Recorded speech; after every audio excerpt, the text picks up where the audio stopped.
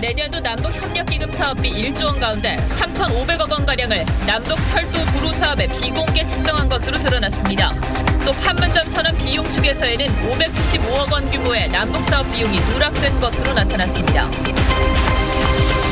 김동연 경제부총리가 자신의 정치적 의사결정 위기 발언은 청와대를 겨냥한 것이 아닌 여야의 협치를 당부한 의미였다고 해명했습니다. 그 소위 프레임 논쟁이나 이념 논쟁이 아닌 정말 실용적이고. 이 발언의 해석을 두고 여야는 공방을 벌였습니다. 생후 4주인의 영아가 접종하는 결핵 예방 백신에서 중금속 비소가 검출돼 논란입니다. 2명이나 맞췄는데 좀 황당했어. 보건당국은 안전에 문제가 없다고 밝혔지만 이 백신을 접종시킨 부모들은 불안을 호소하고 있습니다. 미국 중간선거에서 사상 처음으로 2명의 한국계 하원 의원이 탄생할 전망입니다. 민주당 앤디 김은 막판 역전이 확실시되고 공화당 영 김은 억만장자 3대 후보로 눌러 미국 최초의 한인 여성 의원이 됐습니다. 정부가 클린 디젤 정책을 폐기하고 경유차를 퇴출하는 내용의 미세먼지 관리 강화 대책을 발표했습니다. 그러나 1톤 이상 차량은 현재 경유를 대체할 차종이 없어 대안 없는 대책이라는 지적입니다.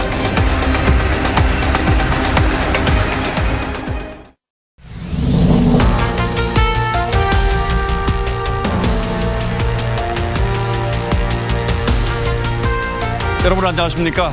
뉴스9의 신동욱입니다. 오늘 국회 예산결산위원회에서는 통일부가 비공개로 책정한 남북철도 도로 예산 3,500억 원이 논란이 되었습니다. 이 예산을 정부 예산안이 아닌 남북협력기금에 끼워 넣어서 슬쩍 넘어가려 했다는 게 야당의 주장이고 여당은 이런 경우는 대개 비공개로 하는 것이라고 반박하고 있습니다.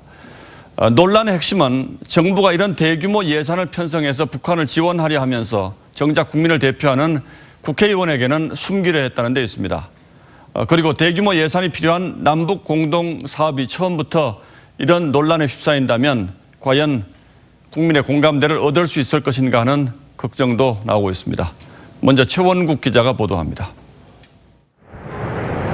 통일부가 내년도 북한과의 철도, 도로 협력 사업비 3,526억 원을 정부 예산안이 아닌 남북협력기금 운영 계획에 담았습니다. 철도 사업에 1,341억 원, 도로 사업으로 548억 원, 기반시설 구축에 1,637억 원을 쓸 계획입니다. 남북협력기금 사업비의 3분의 1에 이르는 액수지만 비공개 자료였습니다. 정부 예산안과 달리 남북협력기금은 세부 내역을 비공개로 분류해 국회에 제출합니다. 정작 예산안에는 저렇게 숨겨놨더라고요. 왜 숨겨놓는 거예요? 민주당은 보안 자료 유출이라고 공격했지만 국회 예산처에는 이거 비공개를 전제로 하고 물론 그렇습니다. 그러니까 보안 사고죠. 국회의원에게 숨겨서는 안 된다는 여당 내부 반론도 나옵니다. 해당 상임위원회는 비공개로 하고 국회 예산정책처에는 비공개를 전제로 하지만 내역을 준 것은 그것은 앞뒤가 맞지 않는다는. 조명균 통일부 장관은 협상 과정에서 우리의 전략이 북측에 알려지는 게 바람직하지 않아 공개하지 않았다고 해명했습니다. TV조선 최원국입니다. 그런데 논란이 되는 부분이 또 있습니다. 지난 9월 통일부가 판문점 선언 비준 동의안을 제출하면서 예상 비용을 단 1년치만 적어서 축소 논란이 있었는데 그나마 여기에도 안 들어간 남북 사업 비용이 575억 원 더 있는 것으로 드러났습니다. 이어서 서주민 기자가 취재했습니다. 정부가 국회에 제출한 판문점 선언 비준 동의안에 첨부한 비용 추계서입니다. 내년도 철도도로 연결사업 무상지원 예산에 1,864억 원이 들 것으로 추산했습니다. 그런데 통일부가 국회 예산정책처에 제출한 자료엔 이보다 575억 원 많은 2,439억 원이 잡혀 있습니다. 통일부는 경원선 남측 구간 공사에 들어갈 비용이라 뺐다고 설명했습니다. 우리가 그 백마고지 역서부터 월정리역까지 공사하는 11km 그 부분이 한 570억 정도 되는데 그 부분이 함께 반영돼 있기 때문에. 하지만 국회에 제출한 비용 추계서엔 이런 설명이 없습니다. 우리 측 구간이라도 판문점 선언 이행에 따라 추가로 발생하는 비용이라면 당연히 포함시켰어야 했다는 지적도 나옵니다. 양측 간에 그 철도를 연결해서 이용하겠다는 얘기인데 다 한꺼번에 연결이 되어야 될 때 그 효과가 나는 것이기 때문에 남측 거를 따로 할 필요가 없는 거죠. 애초 비용 추계를 1년만 한 것을 두고도 야권은 정부가 판문점 선언 이행 비용을 축소하려 한다고 비판했습니다. TV조선 서주민입니다. 김정은 위원장의 방문을 환영하기 위해서 결성됐다는 백두칭송위원회를 둘러싼 논란이 커지고 있습니다. 어제 광화문에서 열린 위원회 결성식 사진, 바로 이 사진이죠. 이 사진을 보시고서 깜짝 놀란 분들이 많다고 하는데 청와대 역시 좀 당황한 것 같습니다. 오늘 비서관 회의에서 이 문제가 거론됐고 남북 관계에 도움이 되지 않는다는 우려가 나왔다고 합니다. 최지원 기자가 청와대 분위기를 취재했습니다. 어제 서울 광화문에서 열린 일명 백두칭송위원회 기자회견. 김정은 위원장의 방문을 열렬히 환영한다는 현수막을 내걸고 김정은을 연호한 것으로 전해집니다. 문재인 대통령의 방북 때 평양 시민들이 들었던 것과 비슷한 붉은색 조화를 들기도 했습니다. SNS에는 너무 나갔다, 어이가 없다, 우려했던 일이 벌어졌다는 반응들이 이어졌습니다. 임종석 비서실장 주재로 열린 청와대 현안점검 회의에서 남북 관계에 도움이 되지 않는다는 우려가 나왔습니다. 회의 참석자 대다수가 보수 쪽에서 공격하기 쉬운 소재로 남남 갈등을 일으키는 요소가 될 수 있다며 우려를 표명했다고 청와대는 전했습니다. 북측도 현실적인 인식을 하는데 김정은 위원장이 방남해서 보더라도 반가워하지 않을 것이라는 말도 나왔다고 했습니다. TV조선 최지원입니다. 문재인 대통령이 보건복지부가 마련한 국민연금 개혁안에 대해서 전면 재검토를 지시했다는 보도가 어제 있었죠. 보험료를 더 내게 하는 것이 국민 눈높이에 맞지 않는 일이라는 이유에서였는데 그렇다면 보험료를 더 걷지 않고 연금을 개혁할 방법이 있는가? 무책임한 시간 끌기라는 논란이 일고 있습니다. 윤혜웅 기자가 보도합니다. 국민의 의견을 더 들으라는 문재인 대통령의 원점 재검토 지시. 국민연금 제도발전위원회에서 지난 10달 동안 논의해내놓은 개혁안은 전면 보류됐습니다. 이에 대해 한 위원은 다음 단계인 국민토론회 개최가 사실상 어려워져 되레 의견 듣기가 더 힘들어졌다고 말합니다. 국민적 토론을 하는 또 하나의 시작으로 이 정부 안을 위치 지어야 되는데 그것조차도 사실 봉쇄한 격이 되거든요. 문 대통령이 개혁안을 거부한 건 시나리오 3가지가 모두 보험료를 올리는 방안밖에 없기 때문인 것으로 알려졌습니다. 하지만 대선 공약은 소득 대체율을 50%까지 올리겠다고 내세웠고 이를 실현하려면 보험료를 더 올릴 수밖에 없다는 것이 지배적 분석입니다.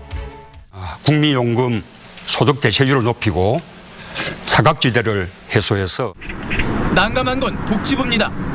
보험료를 덜 내면서 보장은 많이 받는 방안은 불가능하기 때문입니다. 소득 대체율을 지금 수준으로 동결해도 보험료 인상은 불가피합니다. 공약 파기냐 아니면은 국민연금 개혁이냐 아니냐를 하면은 무게 중심은 국민연금에다 둬야죠. 국민연금 개혁 방향이 한치 앞을 알 수 없게 표류하고 있습니다. TV조선 윤혜웅입니다. 그런데 이번 국민연금 개혁안이 대통령 보고 전에 언론에 일부 보도된 것과 관련해서 청와대가 유출 책임자를 찾겠다며 복지부 공무원들의 휴대전화를 가져간 것으로 확인됐습니다. 압수를 해간 것이라면 분명 시대에 맞지 않는 대응 방식으로 보입니다만 청와대는 합법적인 감찰 활동이라고 해명했습니다. 보도에 김보건 기자입니다. 보건복지부가 국민연금 개혁안을 공식 발표하기 전에 일부 내용이 언론에 보도됐습니다. 청와대 민정수석실은 유출자를 찾으려 복지부 공무원들의 휴대전화를 가져갔습니다. 어떻게 이런 폭압을 저지릅니까? 폭거입니다. 청와대가 무슨 근거로, 무슨 힘으로 이 국민인 보건복지부의 실국장에 국가장에 핸드폰을 압수합니까? 이런 폭거가 어디 있습니까? 박 장관은 오전엔 압수 사실을 모른다고 했다가 저는 그 말씀 제가 여기서 처음 듣습니다. 전혀 압수했다는 이야기 제가 사실을 확인해보고 오후엔 인정하면서도 압수는 아니라고 했습니다. 확인을 했습니다. 어떻습니까? 보안 검사죠. 차원에서 자료 이 자신들에게 동의서를 받고 전화기를 제출했다는 이야기를 들었습니다. 청와대 핵심 관계자는 대통령이 임명하는 5급 이상 고위공직자에 대해서는 감찰 업무를 할 수 있다며 정상적인 감찰 활동이라고 설명했습니다. 야당은 청와대가 공무원들의 재갈을 물리고 있다고 성토했습니다. 지금 현 정부가 지금 하고 있는 행태는 전 근대적인 정말로 독재주의 때도 하지 않았던 일들을 지금 벌어지고 있다는 거예요. 복지부가 마련한 국민연금 개혁안은 국민 눈높이에 맞지 않는다며 어제 문재인 대통령에게 전면 재검토 지시를 받았습니다. TV조선 김보건입니다. 그렇다면 이 국민연금 개혁 어떻게 해야 할까요? 문재인 대통령의 고민이 이해가 됩니다만 이대로 그냥 둬도 되는 것인지 강동원 기자와 함께 따져보도록 하겠습니다. 자, 강 기자, 일단 분명한 사실은 국민연금이 유지가 되려면 지금보다 보험료를 훨씬 더 많이 내야 된다는 거죠. 예, 맞습니다. 복지부 안도 그런 겁니까? 예, 맞습니다.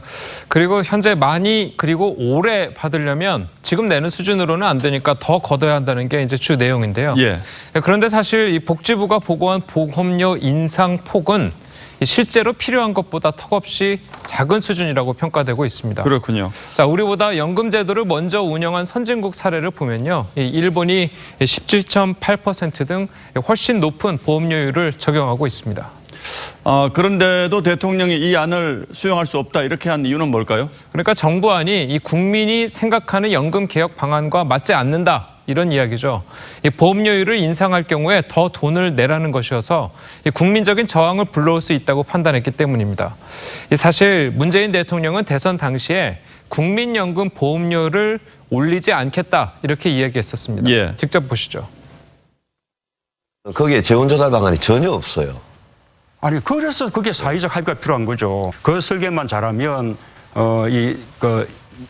국민연금 이렇게 보험료에 맞아 증가 없이도 충분히 가능한 방안들이 있다고 생각합니다. 예, 이게 대선 후보 토론회 당시의 얘기죠. 예. 일단 그러니까 이 공약을 지키겠다는 의미가 있는 것 같고 또 당시에 보면 사회적 합의 얘기를 했는데 이게 무슨 뜻입니까? 그러니까 국민들의 요구가 굉장히 다양합니다. 예. 돈 더 내도 좋으니까 더 많이 받게 해달라는 의견부터 한 푼도 더 낼 수 없다는 입장까지 있으니까요. 자, 그래서 사회적 대화기구인 경제사회노동위원회 연금개혁특위의 논의 결과를 이 개혁안에 반영하라는 의미로도 보여집니다. 아하. 자, 그런데 문제가 있죠. 이 연금개혁특위는 지난달에 발족해서 연금개혁안은 내년 하반기에나 결론을 낼 수 있을 것으로 보입니다. 내년 하반기요? 예. 내년 하반기라면 선거가 또 코앞이지 않습니까? 예. 선거 앞두고 합의가 잘 될까요? 잘 되지 않겠죠. 이 굉장히 힘든 일인데요. 이 연금 개혁안이 결국은 보험료율을 높일 수밖에 없을 텐데, 자, 그렇게 되면 개혁안은 좋고 나쁨을 떠나서 국민적 여론이 등을 돌릴 가능성이 매우 큽니다. 아무리 여당이라도 이 총선을 앞두고 총대를 매지는 않을 것이라는 분석이 많은 이유인데요. 자, 실제로 연금 개혁은 이 정권에 큰 부담이 되는 게 사실입니다. 이 해외 사례를 봐도 니콜라 사르코지 전 프랑스 대통령도 2007년 취임 후 국민연금을 개편했다가 지지율이 하락해서 다음 대선에서 패배했었고, 예. 게르하르트 슈레더 전 독일 총리 역시도 연금 개편을 추진했던 결과 2005년 총선에서 졌던 사례가 있습니다. 자, 그래서 이번 재검토 지시가 2020년 총선 이후로 결정을 미루려 하는 것 아니냐, 이런 지적도 나오고 있습니다. 예, 그런데 두면 둘수록 연금이 자꾸 악화될 텐데 걱정이군요. 예, 강동원 기자 잘 들었습니다.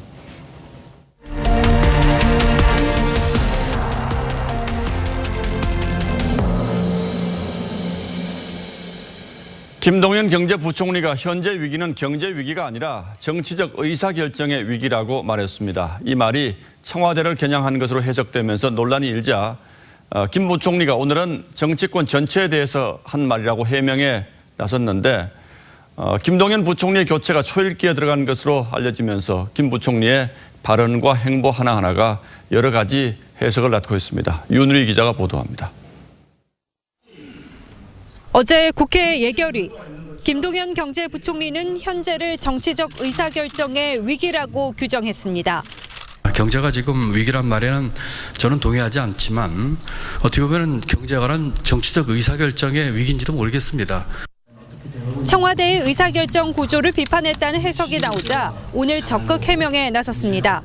그 말뜻은 규제개혁 입법이라든지 경제구조개혁 입법과 같은 것들에 대해서 외람되지만 정치권에서 책임 있는 결단을 내려주셨으면 좋겠습니다. 청와대가 아닌 여야 정치권 모두를 지칭한 발언이었다는 설명입니다. 부총리 교체가 확실시되는 상황에서 야당은 김 부총리에게 눈독을 들이는 눈치입니다. 김 부총리의 말씀이 상당히 그 문제의 본질에 접근한 것 아닌가. 자유한국당 정진석 의원은 지난 2016년 새누리당 비대위원장으로 김 부총리를 영입하려 했던 사실을 공개하며 김 부총리의 지혜를 빌려달라며 좀 더 적극적으로 고해했습니다. 인물난에 허덕이는 한국당으로선 상고의 야간대학 출신 흑수저시 나와 경제부총리로서 청와대와 각을 세웠던 김 부총리의 경력이 탐나는 분위기입니다. TV조선 윤우리입니다. 그동안 김동연 부총리의 발언이 논란이 된 게 이번이 처음은 아니죠. 특히 장하성 정책실장과의 불화설이 끊임없이 제기된 바 있는데 그동안 논란이 됐던 김동연의 말에 오늘의 포커스를 맞춰보겠습니다.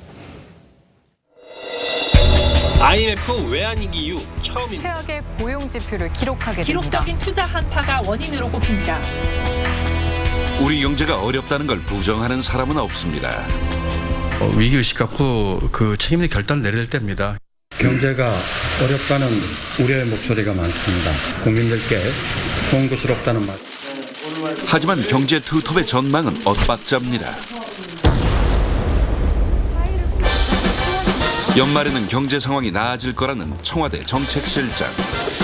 구조조정이 좀 완료돼가고 있고 그러면은 연말에는 다시 상황이 되고. 하지만 김동연 경제부총리는 생각이 다르다는 걸 숨기지 않습니다. 다른 사람이 한 얘기 별로 잘 신경 쓰지 않고요. 정책실장은 뭐 자기의 희망을 기표하는 게 아닌가 싶습니다. 최저임금 인상이 고용에 어떤 영향을 미쳤는지에 대해서도 김 부총리는 다른 해석을 내놨습니다. 분명한 것은 고용 근로자들의 근로소득은 전반적으로 증가했고 고용 감소 효과가 없다는 게 현재까지 결론입니다. 최저임금 인상이 고용에 영향을 미쳤다고 생각을 하는 편입니다. 김 부총리는 줄곧 불화설을 일축하면서도 그런 건 아닙니다. 다양한 의견이 존재하는 것, 또 그걸 토대로 해서 건설적인 토의가 있다는 것은 저는 바람직한 일이라고 생각을 합니다. 아쉬운 점을 숨기지 않았습니다. 경륜과 철학을 충분히 펼칠 여건이 된다고 보십니까? 아쉬운 점 있습니다. 김동연이 왜 사표를 내지 않는지 의아했다. 동의하십니까?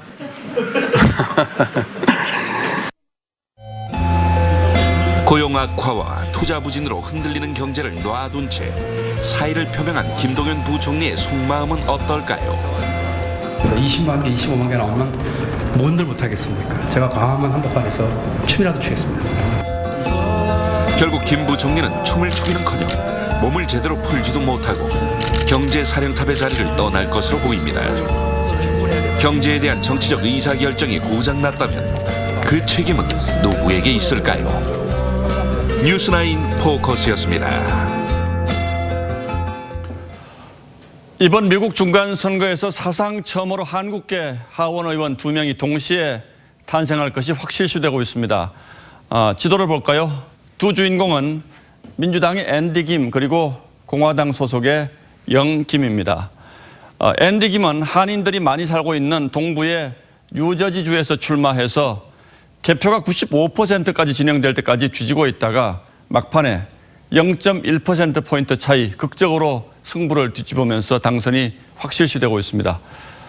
그럼 지금부터 두 당선자의 스토리를 전해드릴 텐데 먼저 앤디 김을 소개하겠습니다. 김지수 기자입니다.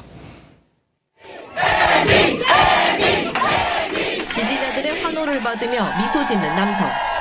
뉴저지주 연방 하원 의원에 출마한 한인 2세 앤디 김입니다. 개표가 99% 끝난 가운데 앤디 김은 미주 한인 역사상 민주당 소속 첫 연방 하원 의원이라는 타이틀을 눈앞에 두고 있습니다. I promise you, I will serve with honor and integrity, always focused on this community.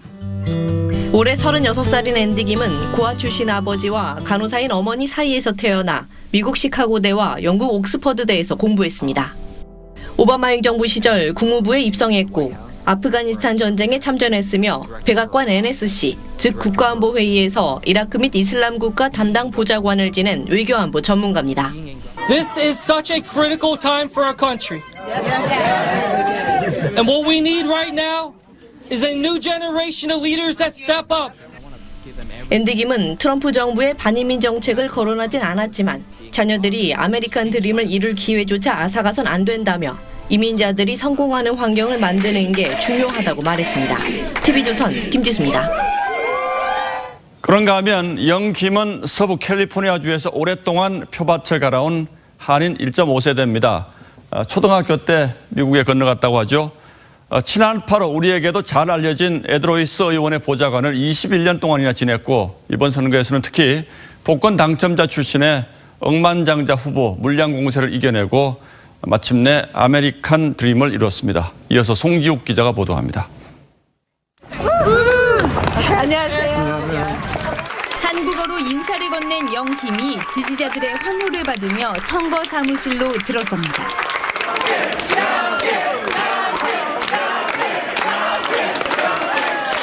캘리포니아주 39선거구에 출마한 공화당 영김 후보가 51.3%의 득표로 1위를 확정했습니다. 한인 여성으로는 최초의 연방 하원 입성입니다. We were working until the last minute, and today I think collectively, just today alone, our team made over 50,000 phone calls. 인천 출신인 영김 후보는 초등학교 졸업 후 미국 괌으로 이민 간 한인 1.5세대. 금융기관과 의류사업을 거친 후 공화당 중진 에드로이스 의원을 20년간 보좌하면서 정계에 뛰어들었습니다. 복권 당첨으로 억만장자가 된 상대 후보의 물량 공세에 고전하기도 했지만 30년 넘게 지역사회에 가까운 기반이 큰 힘이 됐습니다. 주류사회에 시주권에다가 항상 생각해 주세요.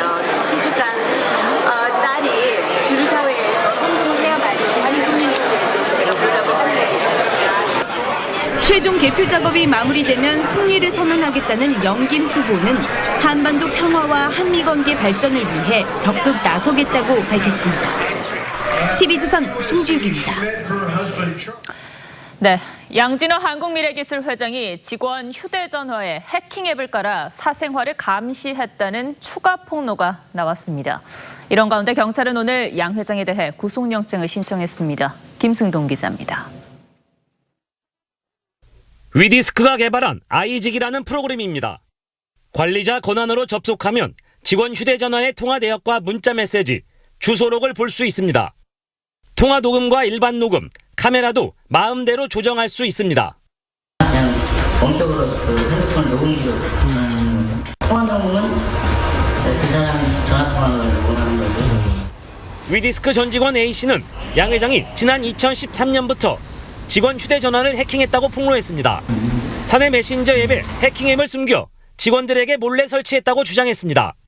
A씨는 양 회장이 해킹한 문자와 통화 내역 6만여 건을 증거로 제시했습니다. 뭘 깔았는지는 저도 몰라요. 그냥 제 핸드폰을 달라 그래서 주고 옆에 뭐 다른 직원이 뭐 이렇게 만지더니 됐어요 이러고. 또 다른 전 직원은 양 회장이 워크숍에서 엽기 공포 영화를 강제 시청하게 하고 양 회장이 사무실에서 쏘았다고 주장하는 비비탄 권총을 공개했습니다. 양 회장은 어젯밤 조사에서 일부 혐의는 시인했지만 피곤하다며 심야 조사는 거부한 것으로 알려졌습니다. 경찰은 마약 투약 여부를 밝히기 위해 양 회장의 머리카락을 분석하고 있습니다. 경찰은 국세청에 양 회장이 소유한 업체에 대한 세무 조사도 의뢰했습니다. TV조선 김승돈입니다. 이번 주 미세먼지가 극상을 부리자 정부가 추가로 저감 대책을 내놨습니다. 그중 주요 내용은 경유차 퇴출인데요. 지금껏 환경 친화적이라며 장려해온 클린 디젤 정책을 폐지하고 또 폐차를 유도하기 위해 보조금을 대폭 올렸습니다. 장려하던 정책을 정반대로 뒤집은 것도 문제지만 현재 경유를 대체할 차종이 없어 대안이 없는 대책이라는 지적이 나옵니다. 최수용 기자입니다. 서울의 한 물류센터. 화물차들이 즐비합니다. 정부는 소상공인이 이런 노후소형 경유트럭을 폐차하고 LPG 1톤 트럭을 구매할 경우 기존 조기 폐차 보조금에 더해 400만 원을 지원하겠다고 밝혔습니다. 또 중대형 화물차를 폐차하면 현행 최대 770만 원인 보조금을 시중 중고차 가격으로 높여주기로 했습니다. 정부는 지난 10여 년간 3천억 원을 지원해 노후 경유차 48만 대를 폐차시켰습니다. 하지만 전체 차량에서 경유차가 차지하는 비율은 2015년 41%에서 지난해 43%로 오히려 늘었습니다. 다른 대체 차종이 없어 다시 경유차를 살 수밖에 없는 게 큰 요인입니다. 다른 걸 선택하고 싶어도 경유차밖에 없으니까 선택이죠. 2030년까지 공공부문에서 경유 차량을 퇴출시키겠다는 대책도 그래서 반쪽에 불과합니다. 양산 모델을 미리 준비하고 이런 인센티브 정책을 통해서 시행을 해야지만 실제 가시적인 효과가 있는데 10여 년 전 도입 당시부터 환경 문제 때문에 많은 반대를 불러왔던 경유차 권장 정책이 결국 무리한 실정이었던 셈입니다. 경유차를 퇴출을 하는 쪽으로 폐기해서 클린 디젤 정책을 폐기하는 쪽으로 가는. 저공해 경유차로 인정받은 차량은 현재 95만 대에 이릅니다. TV조선 최수영입니다. 태어난 지 한 달이 안 된 신생아가 접종하는 결핵 백신에서 비소가 검출돼 보건당국이 회수에 나섰습니다. 문제가 된 백신은 도장 찍듯이 맞는 BCG 백신으로 요즘 대다수가 이걸 맞습니다. 부모들은 돈 주고 내 아이에게 비소를 접종했다며 분노하고 있습니다. 이유진 기자입니다. 이란성 쌍둥이를 키우는 박모 씨. 아이들에게 맞힌 도장형 BCG 백신에서 비소가 검출됐다는 소식에 속상함을 감출 수 없습니다. 가격이 더 높은 것이 더 안전할 것이라고 생각을 했고 또 그게 더 보편적이라고 알고 있었고 되게 놀랐고 좀 황당했습니다. 흉터를 덜 남기려고 많은 부모들은 한 번에 7, 8만 원의 비용을 부담하면서 일명 도장형 접종을 택합니다. 지난해만 60%, 올 상반기엔 83%의 신생아가 맞았습니다. 그런데 이 도장형 BCG는 문제가 된 일본 회사가 100% 생산하는 상황. 인터넷 카페와 청와대 게시판은 BCG 접종에 대한 우려로 하루 종일 들끓었습니다. 의무적으로 마치라고 하니까 마친 상황이었는데 이런 결과가 나오니까 사실 참담하죠. 경평 BCG 백신은 이렇게 도장과 주사제 그리고 용액 3가지로 구성이 됩니다. 보건당국은 이 용액에서 비소가 일부 검출됐다고 밝혔습니다. 식약처는 그 양이 건강을 위협할 정도는 아니지만 도장형 백신을 대체할 수 있는 주사형 백신이 국내엔 충분해 문제 제품을 회수했다고 설명합니다. 정부 용지에서 최대로 검출된 양이 0.039 마이크로그램이에요. 그러니까 1.5 마이크로그램의 한 38분의 1 정도 수준입니다. 하지만 보건당국은 그동안 첨부 용액에 대한 검사를 별도로 하지 않은 것으로 드러나 또 다른 문제로 지적되고 있습니다. TV조선 이유진입니다. 네, 전국을 돌며 3억 원을 훔친 빈집 털이범들이 경찰에 붙잡혔습니다. 5명이 각각 역할을 배분해 순식간에 범행을 마쳤는데 이들은 모두 한 교도소에서 만난 사이였습니다. 홍영재 기자입니다. 모자를 눌러쓴 채 골목길을 배회하던 한 남성. 순식간에 주택 담벼락을 넘습니다. 20분이 지나 같은 담장을 넘어 유유히 빠져나옵니다. 5인조 빈집 털이범 가운데 한 명인 45살 이모 씨입니다. 교도소에서 만난 이들 5명은 이시주도로 각자 역할을 분담해 빈집 털이를 모의했습니다. 대포폰과 차량을 구할 공급책, 운전을 담당할 운반책, 망을 볼 사람, 현관문을 열고 빈집을 털 사람을 나눴고 이 씨는 지휘를 맡았습니다. 이 씨 일당이 쇠막대를 이용해 잠겨있는 현관문을 부수고 빈집에 들어가기까지 채 1분도 걸리지 않았습니다. 건설 현장에 쓰는 작업도구 등을 이용한 겁니다. 범행 뒤에는 경찰 추적을 피하기 위해 무전기로 상황을 공유했고 범행 전으로 옷을 갈아입어 수사에 혼선을 줬습니다. 이런 수법으로 서울, 대전, 충남 등 전국을 돌며 빈집 26곳을 털어 귀금속과 현금 등 3억 5천만 원어치를 훔쳤습니다. 도캡, 이중 장군 장치 등 침입 시 울릴 수 있는 경보 시설을 설치해야 되는 것이 예방할 수 있는 방법이 하나고요. 경찰은 일당 5명을 구속하고 사건을 검찰로 넘길 예정입니다. TV조선 홍영재입니다. 운전면허 필기시험의 답을 몰래 알려주고 기능시험은 대신 봐주는 방식으로 운전면허를 부정 취득하게 도운 사람들이 적발됐습니다. 다름 아닌 응시생을 감독해야 할 감독관들이었습니다. 성민혁 기자입니다. 실기 시험이 한창인 수도권의 한 면허 시험장. 압수수색을 하러 왔어요? 경찰이 응시생 명부와 면허증을 압수합니다. 부정시험으로 면허를 따게 해준 감독관과 응시생들이 무더기로 적발된 겁니다. 감독관 55살 한모 씨 등 10명은 지난 5년 동안 최대 400만 원을 받고 면허 부정 발급을 도왔습니다. 기능시험을 볼 땐 시스템을 조작해 응시생 대신 안전요원이 코스를 돌았습니다. 일부 응시자들은 이렇게 오토바이를 타지 않고 센서 위를 발로 밟아 주행 시험을 통과했습니다. 문자로 미리 시험 일정을 조율하는 건 물론 문맹으로 접수하라며 노하우를 알려주기도 했습니다. 글을 읽는지 확인 절차가 없고 시험 시간도 40분 더 길어 일반 응시생들이 퇴장하면 슬쩍 답을 알려줬던 겁니다. 대상은 우리말이 서툰 중국 동포거나 쉽게 면허를 따려는 재수생들이었습니다. 부정한 방법을 이용해서 운전면허를 취득할 경우 형사처벌과 운전면허가 취소되고요. 2년간 시험에 응시할 수 없습니다. 경찰은 시험관 한 씨와 브로커 박모 씨를 구속하고 부정 응시자 등 59명을 불구속 입건했습니다. TV조선 성민혁입니다. 충남 서천에서 시내버스가 10m 다리 및 하천으로 추락하는 사고가 났습니다. 1명이 숨지고 5명이 다쳤습니다. 장용욱 기자입니다. 시내버스 앞부분이 다리 옆 하천 바닥에 처박혀 있습니다. 버스에 타고 있던 승객은 구조대원의 도움을 받아 몸에 줄을 맨 채 사다리를 타고 하천 위로 올라옵니다.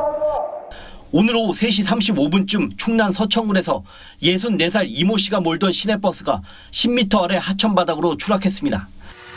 이 사고로 버스에 타고 있던 6명 중 81살 신모 씨가 숨지고 운전사 등 5명은 인근병원에 입원했습니다. 사고가 난 버스는 왼쪽으로 굽은 커브길을 돌다 미끄러져 다리 옆 가드레일을 넘어 하천으로 추락했습니다. 사고 당시 서천에는 강한 비바람이 몰아치고 있었습니다. 경찰은 빗길에 운전 부주의로 버스가 미끄러진 것으로 보고 사고 경위를 조사 중입니다. TV조선 장용욱입니다.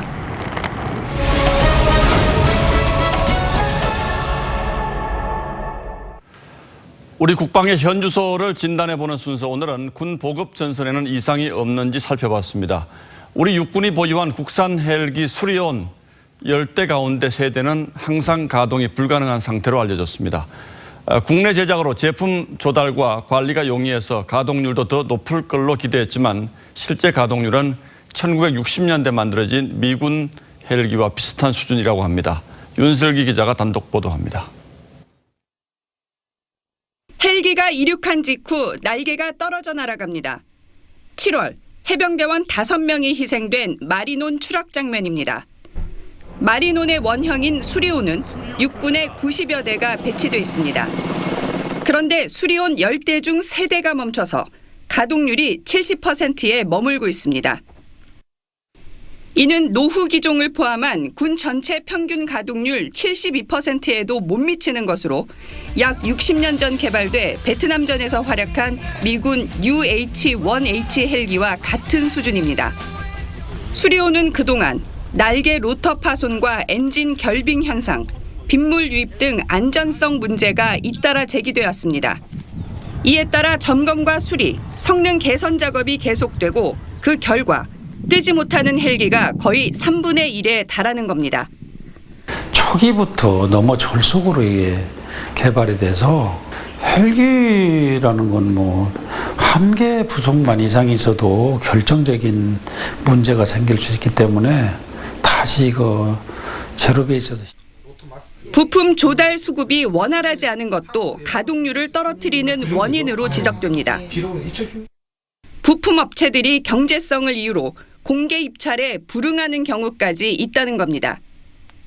국산화라고 해놓고 얘기를 해놓고 만든 헬기가 뭐 부품도 외국 걸 쓰고 게다가 이런 가동률까지 떨어지고 있다면 그걸 국산화 의미가 전혀 없다고 보는 게 맞는 것 같습니다. 수리온의 기대박 가동률로 군의 노후 헬기 200대 교체 계획도 차질이 우려됩니다. 이렇게 되면 부품 수급이 더 어려운 구형 헬기를 계속 가동해야 돼 장병 안전까지 위협할 수 있다는 지적입니다. TV조선 윤슬기입니다. 예, 문제는 이것만이 아닙니다. 들여온 지 수십 년 된 탱크와 항공기가 여전히 현역으로 활동하면서 부품 조달이 여의치 않고 막대한 수선 비용까지 발생하고 있지만 예산 확보가 여의치 않아서 당장 교체도 어려운 상황입니다. 이어서 장혁수 기자가 취재했습니다. 대한민국 영공을 지키는 F4, F5 전투기. 도입한 지 40년 가까이 되지만 아직 현역입니다. F4와 F5 항공기는 현재 연장 운영을 시행 중에 있는데 그 연장 운영도 한계가 있는 것을 저도 잘 알고 있습니다. 오래된 탓에 핵심 부품이 부족해 고장이 나면 정비 중인 다른 전투기 부품을 빼 장착하고 투입됩니다. 돌려막기식 수리, 일명 동류 전용을 해야 유지가 가능합니다. 미국에서 또 만들어서 한국으로 보내주고 하는 그런 시간이 굉장히 길 수밖에 없죠. 육군도 전차 2,200여 대 중 약 600대가 1950년대 개발된 M48 계열 전차입니다. 성능이 떨어지고 부품 조달도 어렵지만 당장 대체할 전력이 없이 돌려막기로 유지합니다. M48 전차는 운용할수록 1,000억 원이 넘는 비용까지 발생합니다. 공군 주력 전투기인 F-15K와 공중 조기경보 통제기 등 동류 전용으로 유지되는 무기가 한두 가지가 아닙니다.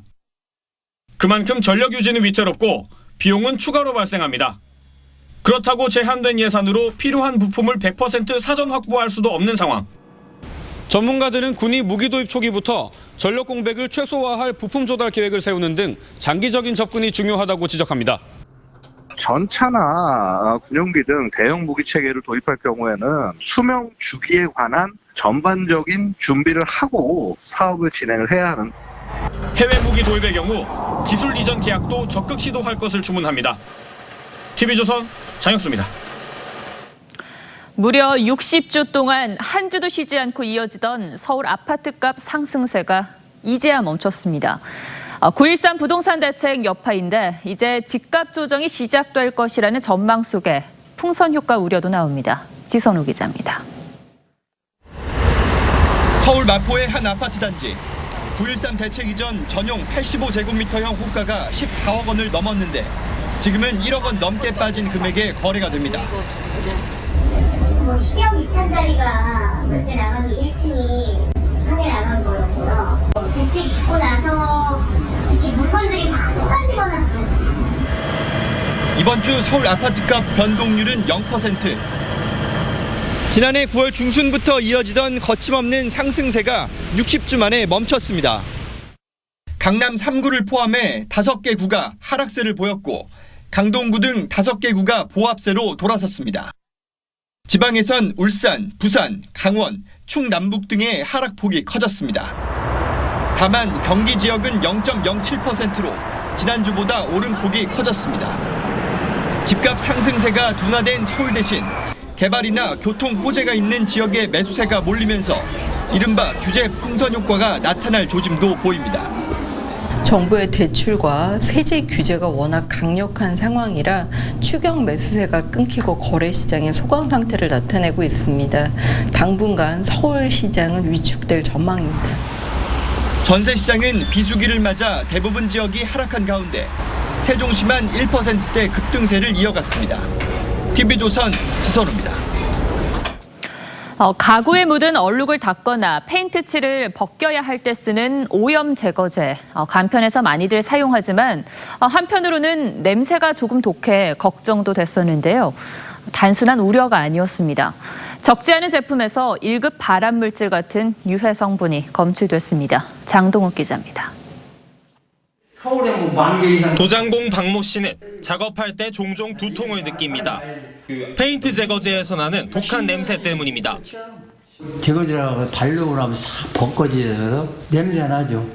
구역질하고 머리가 어지러워. 소비자원이 실제로 페인트 제거제 11개 제품을 조사했더니 산업용과 공업용은 전체 제품에서 고농도의 디클로로메탄이 검출됐습니다. 디클로로메탄은 선진국에선 사용을 금지하거나 엄격히 관리하고 있지만 국내에선 유통 관리가 허술합니다. 이런 산업용 제품은 일반 소비자에 팔지 않는 것이 원칙입니다. 하지만 실제로는 온라인에서 검색 몇 번만 하면 누구나 쉽게 구할 수 있습니다. 자동차나 가구, 유리 등에서 얼룩을 지워주는 오염 제거제도 안전하지 않았습니다. 15개 제품 중 3분의 1에서 디크로로메탄이나 1급 발암물질인 포르말데히드가 기준치보다 최대 8배나 나왔습니다. 현재 이제 유해물질품으로 관리되고 있는 접착제 제거제 및 흠집 제거제에 대한 안전 및 표시 관리 감독 강화를. 소비자원은 오염 제거제는 환기가 잘 되는 곳에서 사용하고 독성이 강한 편인 산업용인지를 반드시 확인해야 한다고 당부했습니다. TV조선 장동욱입니다. 트럼프 대통령이 기자회견 도중 한 기자와 설전을 벌였습니다. 국정 운영을 비판하는 민감한 질문을 던지자 발언권을 빼앗고 삿대질을 하면서 소리를 높였는데요. 급기야 백악관은 다른 이유로 이 해당 기자의 출입을 정지시켰습니다. 유혜린 기자입니다. 미국 중간선거 직후 열린 도널드 트럼프 미 대통령의 첫 기자회견. CNN의 짐 아코스타 기자가 이민자 행렬을 침략자로 표현하는 것이 부적절하다고 지적하자 나라를 운영할 수 있게 해달라고 받아칩니다. Honestly, I think you should let me run the country. You run CNN. 이어서 기자가 러시아 스캔들을 언급하자 마이크를 내려놓으라고 합니다. I'm not concerned about anything with the Russian investigation because it's a hoax. That's enough. Put down the mic. That's enough. 급기야 한 백악관 여성 인턴이 마이크를 뺏기 위해 나섰고 화가 난 트럼프 대통령이 단상을 벗어나 기자회견이 잠시 중단됐습니다. You are a rude, terrible person. You shouldn't be working for CNN. 다른 기자로 발언권이 넘어간 뒤에도 트럼프 대통령의 공격은 계속됐습니다. When you report fake news, which CNN does a lot, you are the enemy of the people. Go ahead. 기자회견 후 백악관은 마이크를 가져가려던 여성 인턴과 신체 접촉이 있었다는 이유로 아코스타 기자의 백악관 출입을 정지시켰습니다. 아코스타 기자는 SNS에 거짓말이라며 반발했습니다. TV조선 유혜림입니다. 네, 스마트폰을 지갑처럼 접었다 폈다 하는 시대가 왔습니다. 이런 폴더블 폰을 삼성전자가 깜짝 공개했는데 세계 주요 스마트폰 제조사들 역시 앞다퉈서 개발하고 있어 이제 시장 경쟁이 이 폴더블 폰에 옮겨붙을 것으로 보입니다. 정준영 기자입니다. 무대에 선 삼성전자 임원이 재킷한 주머니에서 뭔가를 꺼냅니다. 평범한 스마트폰 같은데 이게 양쪽으로 펼쳐집니다.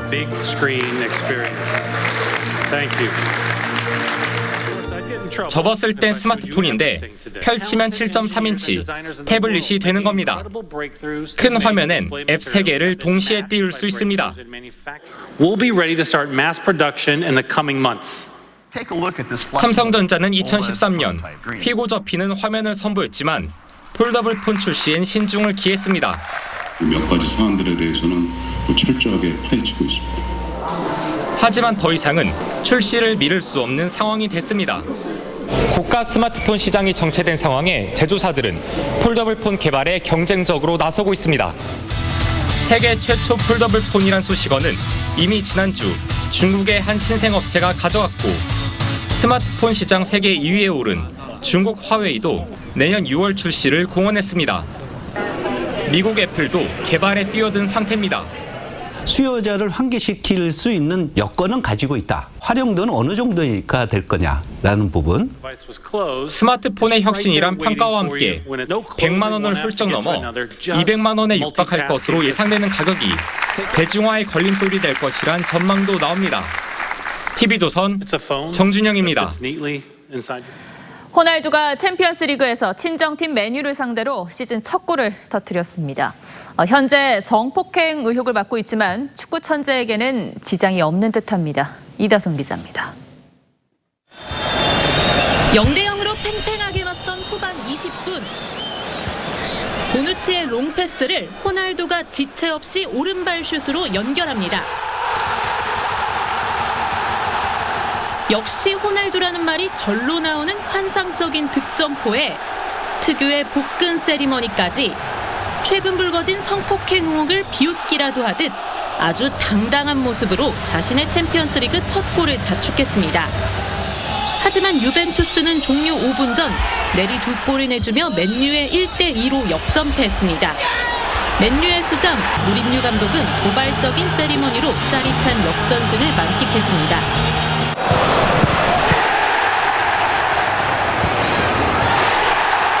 맨유의 지역 라이벌 맨시티도 화끈한 골잔치를 벌이며 6대0 대승을 거뒀습니다. 하지만 아주 민망한 오심 탓에 웃을 수만은 없었습니다. 전반 13분 골문으로 돌진하던 스털링이 땅을 차고 넘어졌는데 주심은 뜻밖에도 페널티킥을 선언했습니다. 골도 넣고 세리머니도 했지만 맨시티의 펩 감독도 명백한 오심이었다고 시인했습니다. We realized immediately it was not penalty. VAR where it is. So the referees, I said for a long time ago, must be held. 지나친 오심 때문에 심판과 팀을 향한 비난이 쏟아지고 있습니다. TV조선 이다솜입니다.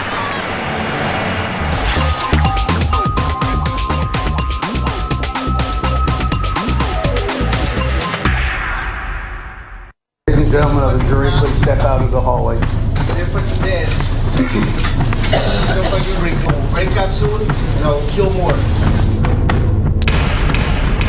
멕시코 출신의 살인범이 법정에서 웃으며 말합니다. 민주당이 그를 우리나라로 들어오게 했다는 이 자막이 뜨고 중미 난민 행렬의 폭력적 장면이 이어집니다. 트럼프 대통령 측이 만든 이번 중간 선거용 정치 광고였습니다. 하지만 이 광고는 TV 전파를 거의 타지 못했습니다. 친 트럼프 매체인 폭스뉴스조차 공포와 정오를 부추기는 인종차별적 광고라며 퇴짜를 났기 때문입니다. 선거를 앞두고 오바마와 힐러리 같은 민주당의 지도자들에게 소포 폭탄이 배달된 것도 초유의 일이었습니다. 범인은 열렬한 트럼프의 지지자로 드러났죠. 이번 중간선거 투표율이 49%로 52년 만에 최고치를 기록한 것을 두고도 그래서 미국 언론은 그리 달가운 기색이 아닙니다. 트럼프 진영이 국민을 편가르는 이른바 공포와 분열의 전략을 편 것이 반 트럼프 진영의 결집력까지 키웠고 그 결과가 높은 투표율로 나타났다는 겁니다.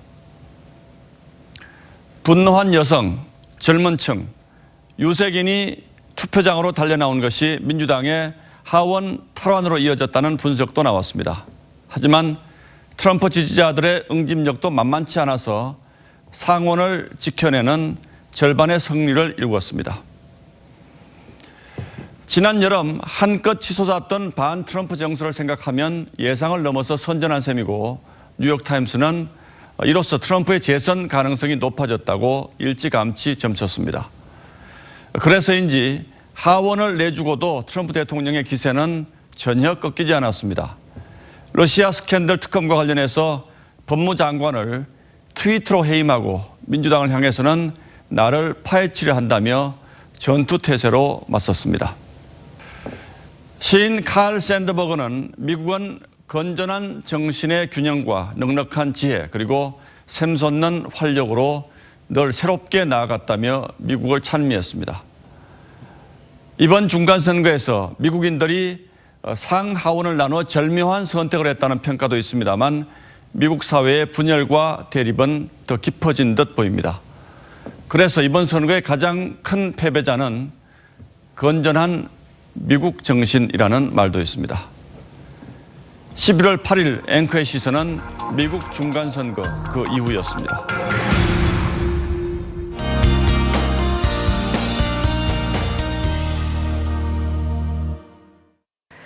네, 오늘 전국에 가을비가 내렸습니다. 내일 아침까지 곳곳에 비가 이어지겠는데요. 중부지방은 10에서 40mm, 남부는 새벽에 그치면서 5에서 20mm 정도 더 내리겠습니다.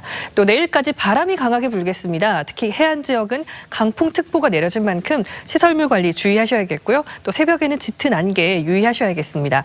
또 전해상에는 풍랑특보가 내려져 있습니다. 물결이 최고 4, 5m까지 매우 높게 일겠습니다. 또 내일 오전부터는 날이 차차 개겠는데요. 오후에는 전 전국이 대체로 맑겠습니다. 경기 지역 미세먼지 농도가 나쁨 단계 예상이 되고 있고요. 또 충청과 전북 지역도 낮 한때 농도가 높게 나타나겠습니다. 내일 아침 기온은 오늘보다 조금 내려가는데요. 곳곳이 10도 내외로 시작을 하겠고요. 낮 최고 기온은 오늘보다 높습니다. 서울 16도, 광주, 강릉 17도, 울산, 부산 18도까지 오르겠습니다. 주말에는 맑겠고 큰 추위는 없겠습니다만 모레 또 미세먼지 유입 가능성이 있습니다. 날씨였습니다. 예, 목요일 뉴스9은 여기서 모두 마치겠습니다. 시청해 주셔서 고맙습니다.